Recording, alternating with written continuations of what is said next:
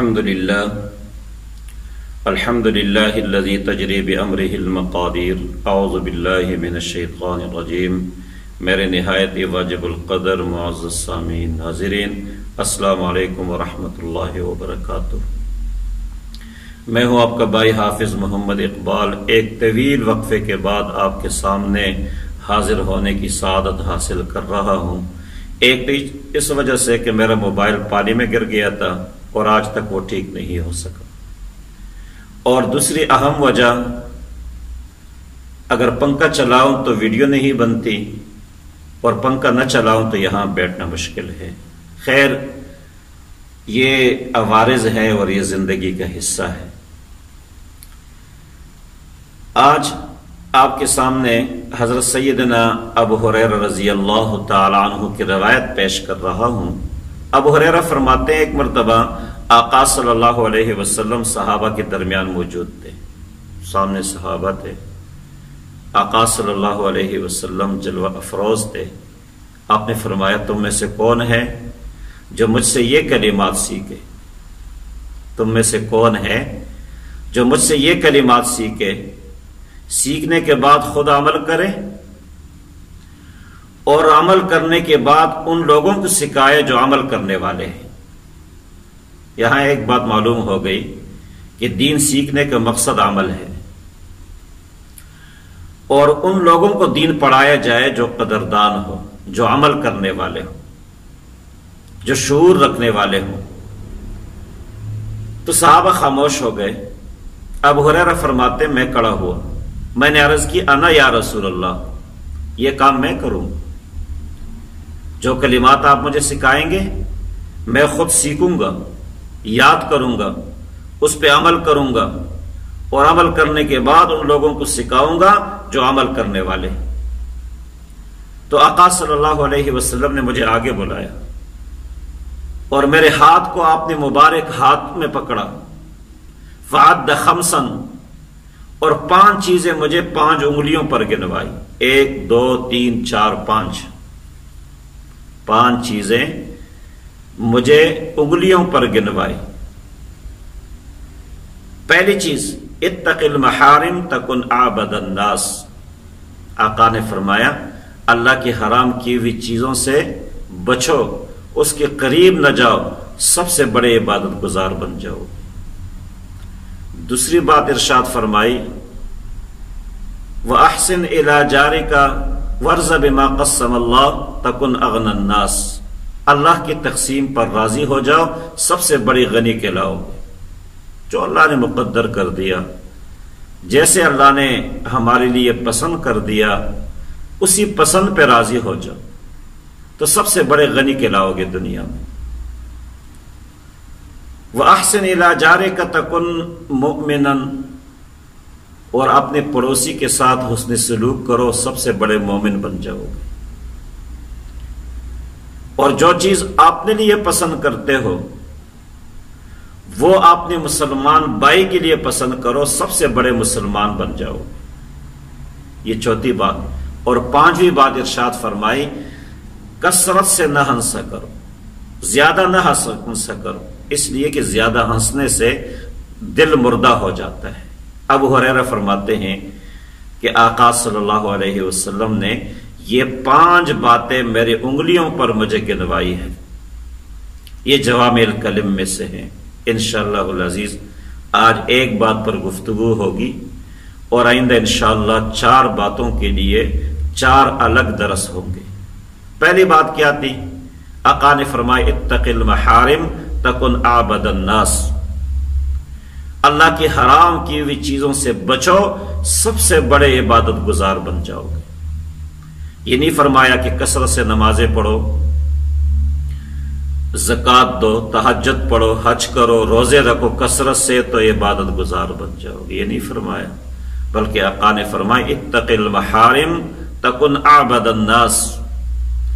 اللہ کی حرام کی ہوئی چیزوں سے بچو تو سب سے بڑے عبادت گزار بن جاؤ گے۔ اس سے ایک بات معلوم ہو گئی کہ دین کو اگر 2 حصوں میں تقسیم کریں، ایک اوامر اور ایک نواہی، تو عبادت گزار بننے کے لیے ضروری ہے کہ دونوں پر عمل ہو، اوامر پر بھی عمل ہو اور نواہی پر عمل ہو۔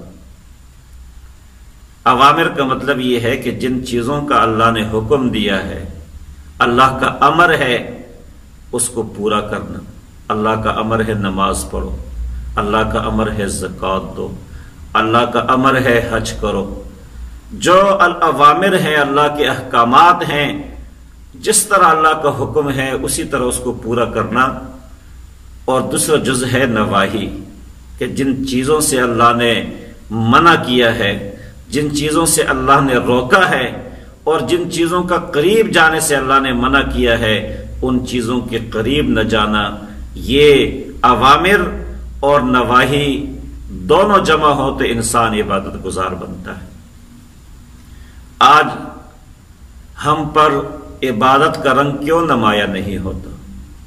عبادت کرنے والے تو بہت سارے ہیں، تہجد پڑھنے والے، روزہ رکھنے والے، حج کرنے والے، لیکن عبادات کا رنگ ہمارے اوپر نمایاں نہیں ہوتا۔ اس کی وجہ یہ ہے کہ ہم اوامر پر تو عمل کرتے ہیں لیکن نواہی سے بچنے کی کوشش نہیں کرتے، اور جب ہم نواہی سے بچنے کی کوشش نہیں کرتے تو جو ہمارے اوامر ہیں وہ ان کے اثرات زائل ہو جاتے ہیں۔ نماز کا جو اثر ہونا چاہیے تھا وہ اثر زائل ہو جاتا ہے، روزے کا جو اثر نمایاں ہونا تھا وہ اثر نمایاں نہیں ہوتا، حج کی وجہ سے ہم پر جو رنگ چڑھنا تھا وہ رنگ نہیں چڑھتا۔ اس کی وجہ یہ ہے کہ ہم اوامر پر تو عمل کر لیتے ہیں لیکن نواہی کو پس پش ڈال دیتے ہیں۔ اس کو سمجھنے کے لیے میں آپ کو ایک مثال دیتا ہوں، بہت ساری مثالیں ہیں لیکن یہ بہت آسان مثال ہے۔ دو باتیں عرض کرتا ہوں۔ اس کا مطلب یہ ہے کہ اللہ رب العزت کی یہ چاہت ہے کہ جہاں میں تمہیں نہ دیکھنا چاہوں، جہاں میں تمہیں نہ دیکھنا چاہوں وہاں تم قدم نہ رکھنا، اور جہاں میں تمہیں دیکھنا چاہوں وہاں سے غیر حاضر نہیں رہنا۔ یا یوں سمجھے کہ آپ گاڑی چلاتے ہیں یا آپ کمرے میں ہیں، گاڑی چلا رہے ہیں، ایئر کنڈیشن آپ نے لگایا ہے، سخت گرمی ہے، دوسری طرف سے آپ شیشے کھول دیں۔ اب ایئر کنڈیشن لگا ہوا ہے، ٹھیک بھی ہے، لیکن آپ کو فائدہ نہیں ہوگا۔ اس کی وجہ یہ ہے کہ جو ٹھنڈک آ رہی ہے اس کو آپ اپنی حرکت کی وجہ سے زائل کر لیتے ہیں۔ شیشوں سے جو ہوا آ رہی ہے گرم، اس کی وجہ سے جو ایئر کنڈیشن کا اثر ہے وہ ظاہر نہیں ہوگا۔ اسی طرح ہم ایک طرف سے اللہ کے حکموں کو تو پورا کرتے ہیں، عبادت کرتے ہیں، نماز پڑھتے ہیں، دوسری طرف سے ہم نے اپنی زندگی میں گناہوں کی کھڑکیاں کھولی ہوئی ہیں۔ یہ کھڑکی بھی کھلی ہوئی ہے، یہاں سے ہماری عبادت کا اثر زائل ہوتا ہے۔ دوسری کھڑکی کھلی ہوئی ہے، تیسری کھلی ہوئی ہے، ہماری آنکھوں کی حفاظت نہیں ہے، ہمارے دل کی حفاظت نہیں ہے، ہمارے کانوں کی حفاظت نہیں ہے، ادھر سے غیبت سنتے ہیں، ادھر سے برائی سنتے ہیں، آنکھوں سے برائی دیکھتے ہیں۔ تو ایک طرف ہم عبادت میں مصروف ہوتے ہیں اور دوسری طرف سے ہم نے گناہوں کی کھڑکیاں کھولی ہوئی ہیں، اس لیے ہم پر ہماری عبادات کا اثر اور رنگ ظاہر نہیں ہوتا، نمایاں نہیں ہوتا۔ حالانکہ علماء نے لکھا ہے کہ جس طرح دنیا کے پھل ہے، ام کا اپنا ذائقہ ہے، سیب کا اپنا ذائقہ ہے، کیلے کا اپنا ذائقہ ہے، اسی طرح عبادات کے بھی ذائقے ہیں۔ ذاق طعم الایمان، ایمان کا بھی ذائقہ ہے، نماز کا اپنا ذائقہ ہے، وہ ہم محسوس نہیں کرتے۔ اسی طرح کیلے کا جس طرح اپنا ذائقہ ہے، اسی طرح حج کا اپنا ذائقہ ہے، روزے کا اپنا ذائقہ ہے، اور یہ ذائقہ ہم اس وقت محسوس کریں گے کہ جب ہم نواہی پر عمل کریں، جن چیزوں سے اللہ نے منع کیا ہوا ہے، جن چیزوں کے قریب جانے سے اللہ نے منع کیا ہے، ہم ان چیزوں کے قریب نہ جائیں۔ اس کے بعد ہم پر عبادت کا رنگ بھی ظاہر ہوگا اور ہم عبادات کے ذائقے کو بھی محسوس کریں گے۔ اس لیے آقا نے فرمایا اتق المحارم تکن اعبد الناس، اللہ کی حرام کی ہوئی چیزوں سے بچو، سب سے بڑے عبادت گزار بن جاؤ۔ یعنی ہمارے پیٹ میں ایک نوالا بھی حرام کا نہیں جانا چاہیے۔ ایک بزرگ سے کسی نے پوچھا کہ کانے کے آداب کیا ہے، کانے کے آداب کیا ہے؟ تو اس بزرگ نے فرمایا کہ سب سے پہلا ادب یہ ہے کہ کانا، جو نوالا، جو چیز آپ کے سامنے پڑی ہے یہ حلال کی ہو۔ اگر چیز مشکوک ہے، چیز حرام کی ہے، مشتبہ ہے، آپ نے جھوٹ بول کے اس کو کمایا ہے، قسمیں اٹھائی ہیں، دھوکہ دیا ہے کسی کو، تو اس پر آپ بسم اللہ نہیں، پورا قرآن پڑھ لے، اس میں برکت نہیں آئے گی۔ حکم تو یہ ہے نا، کھانے سے پہلے بسم اللہ پڑھا کرو، صرف بسم اللہ پڑھ لو حلال کی چیز پر، اس میں برکت آ جائے گی۔ اور اگر چیز حرام کی ہے اس پر آپ پورا قرآن پڑھ لیں، ساری دعائیں پڑھ لیں مسنون، اور بہت ہی ادب و احترام سے کھائیں، لیکن اس کے اندر برکت نہیں آئے گی۔ تو کھانے کہ پہلا ادب یہ ہے کہ جو چیز آپ کے پیٹ میں جا رہی ہے، جو لقمہ آپ نے منہ میں ڈالنا ہے، وہ حلال کا ہو۔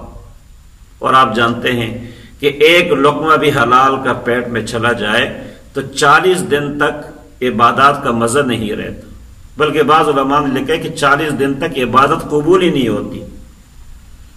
اس لیے انبیاء علیہ السلام کو اللہ رب العزت نے بہت سارے احکامات دیے، قرآن مجید میں موجود ہے۔ ان میں سے ایک حکم یہ ہے، یا ایھا الرسل کلوا من الطیبات۔ پہلا حکم اللہ رب العزت نے اپنے نبیوں کو دیا، اپنے رسولوں کو دیا کہ اے میرے رسول، اے میرے نبی، پہلا کام یہ ہے کہ جو چیز آپ کے پیٹ میں جائے وہ حلال کی ہو، پاکیزہ ہو۔ اور صحابہ نے اس چیز کی بڑا اہتمام فرمایا۔ اگر غلطی سے ایک صحابی کے منہ میں ایک نوالا چلا گیا، مشتبہ، اس نے انگلیاں ڈال دی اور اس کو قے کر لی، آج معلوم نہیں ہم کس کس کا حق کھاتے ہیں، مزدور کا حق کھاتے ہیں، ماتحتوں کا حق کھاتے ہیں، مسجدوں میں رہ کر، مدرسوں میں رہ کر، پاکیزہ جگہوں پر رہ کر لوگوں کی تنخواہیں دبا لیتے ہیں۔ تو کیسے ہمارے اوپر اور ہماری زندگیوں میں عبادت کا اثر ظاہر ہوگا؟ تو اس لیے آقا صلی اللہ علیہ وسلم نے 5 باتیں ارشاد فرمائی، اور یہ جوامع الکلم میں سے، اتق المحارم تکن اعبد الناس۔ اللہ کی حرام کی ہوئی چیزوں سے بچو، سب سے بڑے عبادت گزار بن جاؤ گے۔ عبادت گزار صرف نماز پڑھنے سے کوئی نہیں بنے گا، روزہ رکھنے سے کوئی نہیں ہوگا، حج کرنے سے نہیں ہوگا، دیگر عبادات سے بھی نہیں ہوگا، جب تک ہم اللہ کے حرام کی ہوئی چیزوں سے دستبردار نہیں ہوں گے۔ اللہ ہم سب کو عمل کرنے کی توفیق عطا فرمائے۔ جزاکم اللہ خیرا، احسن الجزاء۔